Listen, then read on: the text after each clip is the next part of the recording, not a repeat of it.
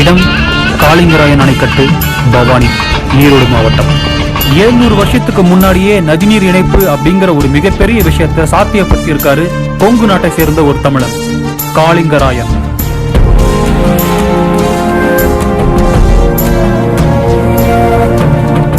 ஏழ்நூறு வருஷத்துக்கு முன்னாடி யாரும் கற்பனை கூட பண்ண முடியாத அளவுக்கு ஒரு ஆத்துல இருந்து இன்னொரு ஆத்துக்கு, அதாவது பவானி ஆத்துல இருந்து 90 கிலோமீட்டருக்கு கால்வாய் வெட்டி நொய்யல் ஆத்துல இணைக்கிற திட்டத்தை வெற்றிகரமா முடிச்சு இன்னைக்கு வரைக்கும் பயன்பாட்டில் இருக்கு காளிங்கராயன் வாய்க்கால் மற்றும் காளிங்கராயன் அணைக்கட்டு.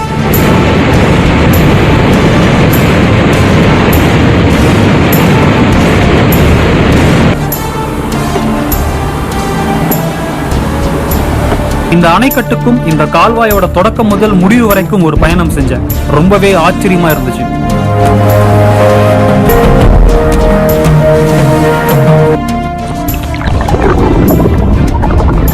காளிங்கராயன் அவர்களோட இயற்பெயர் லிங்கையன் கவுண்டர். இப்ப இருக்கிற ஈரோடு மாவட்டம் வெள்ளோடு தான் அவருடைய சொந்த கிராமம். கொங்கு நாட்டு பகுதியில 13ஆம் நூற்றாண்டுல ஆட்சி புரிந்த ஒரு மன்னன். இந்த இடம்தான் அணை கட்டுவதற்கும் வாய்க்கால் வெட்டுவதற்கும் காரணமான இடம். கூடுதுறை, பவானி ஆறும் காவிரி ஆறும் சங்கமிக்கிற சங்கமேஸ்வரர் அப்படிங்கிற புகழ்பெற்ற சிவன் கோவில் உள்ள இடம். பவானி ஆறு, காவிரி ஆறு இரண்டுமே வளமான ஆறு. பல லட்சக்கணக்கான ஏக்கர் விவசாய நிலங்களுக்கு நீராதாரமா இருந்துட்டு இருக்கு. ஆனா காளிங்கராயன் ஆட்சி புரிந்த சில இடங்கள்ல ஒரு 100 கிலோமீட்டர் பரப்பளவுக்கு தண்ணீர் வராம இருந்துச்சு. விவசாயம் பண்ண முடியாம மக்கள் ஏழ்மை நிலையில இருந்தாங்க. இந்த பிரச்சனைக்கு தீர்வு காண நினைச்ச காளிங்கராயன் பவானி ஆறு காவிரி ஆறுல போய் சேர்றதுக்கு முன்னாடி ஒரு அணையை கட்டி தண்ணியை சேமிச்சு இன்னொரு கால்வாயை வெட்டி தண்ணீர் போய் சேராத நிலங்களுக்கு தண்ணீர் வழங்கணும்னு நினைச்சு ஒரு பெரிய திட்டம் போட்டார்.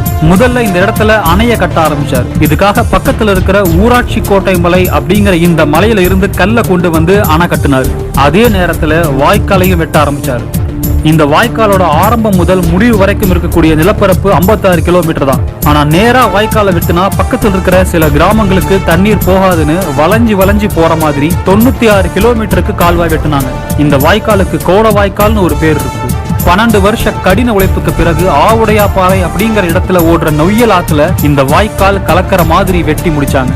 சரியா கிபி 1283ஆம் ஆண்டு தை 5ஆம் நாள் இந்த கால்வாய் மக்கள் பயன்பாட்டுக்கு வந்துச்சு.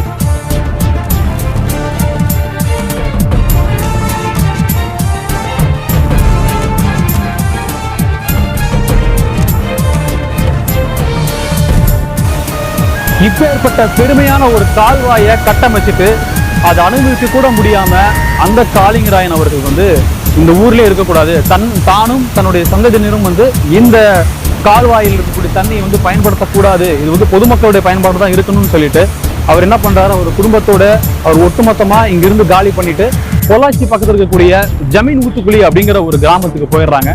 என்ன ஒரு உணர்ச்சி வசமான ஒரு விஷயம் பாருங்க. இந்த மாதிரி யாரும் இருக்க மாட்டாங்க. இது படத்துல தான் நம்மளா பார்த்துருப்போம். இந்த மாதிரி ஒரு ரியலான ஒரு விஷயம் தான் அது.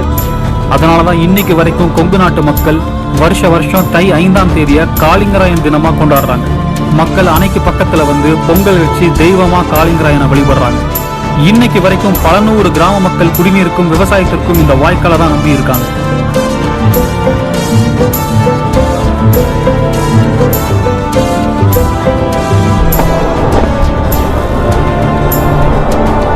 இந்த வாய்க்கால் போற வழியெல்லாம் கூடவே நானும் பயணிச்சு போய்கிட்டே இருந்தேன். இது காளிங்கராயன் வாய்க்கால்ல இருந்து வயல் நிலங்களுக்கு போகக்கூடிய ஒரு சின்ன உப கால்வாய். ஓகேம்மா, கால் எடுக்கிறீங்களா?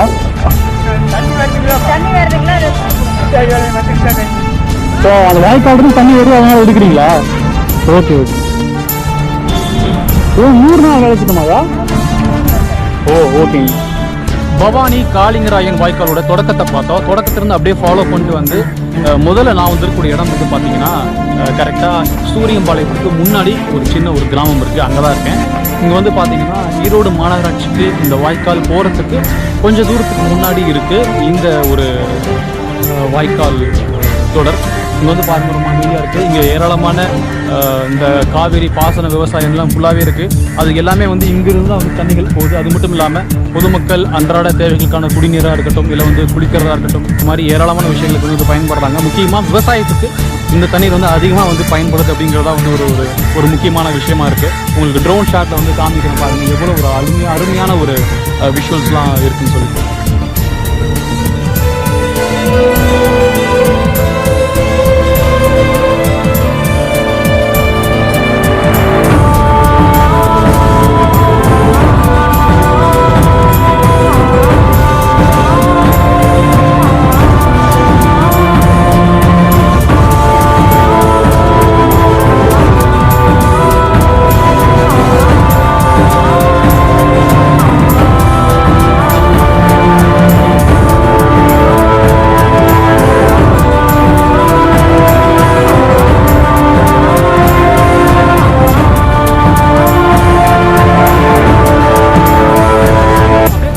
பயணப்பட்டே வந்துட்டு இருக்கிறப்ப இப்போ வந்து நான் இருக்கிறது பாசூர் பேரே வந்து ஒரு பாசனம் சார்ந்த ஒரு ஊராக இருக்கும். அதனால தான் அது பாசூர்னு வச்சுருப்போம்னு நினைக்கிறேன். ரொம்ப அருமையாக இருக்குது.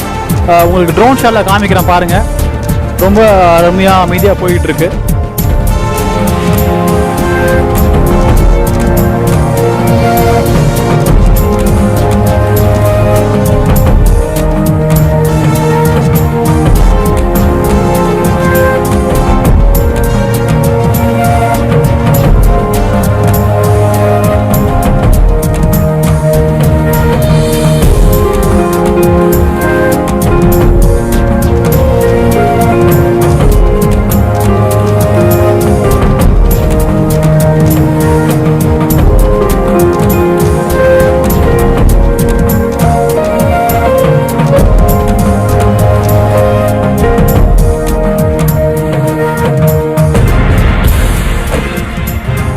ஒரு 1.5 மணி நேர பயணத்துக்கு பின்னாடி காளிங்கராயன் கால்வாயுடைய முடிவு பகுதி, அதாவது எல்லை பகுதிக்கு வந்து வந்துட்டோம். அவ்வளோ ஆர்ப்பரித்து வரக்கூடிய அந்த கால்வாய் இங்கே வந்து ரொம்ப அமைதியாக வந்து நொய்யல் ஆற்றுல வந்து கலக்கத்துக்காக வந்து டிசைன் பண்ணியிருக்காங்க.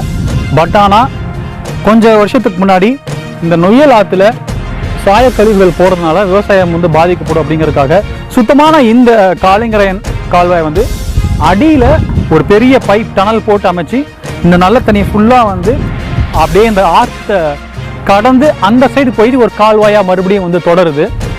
பட் ஆனால் காளிங்கராயன் அவர்கள் கட்டிய இந்த கால்வாய் வந்து இதோடய வந்து நிறைவு பெறுது.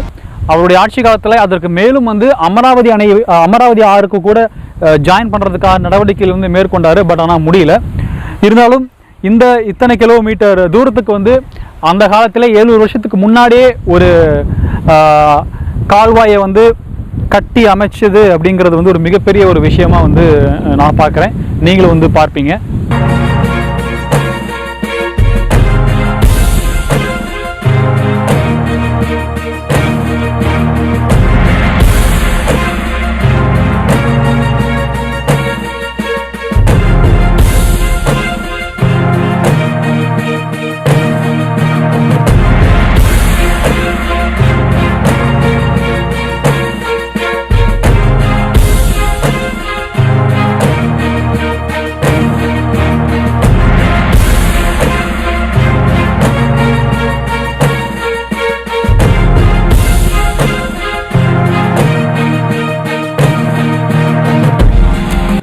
இந்த வாய்க்காலோட ஆரம்பம் முதல் முடிவு வரைக்கும் பயணித்த ஒரு அனுபவம் பல விஷயங்களை எனக்கு கற்றுக் கொடுத்துருக்கு.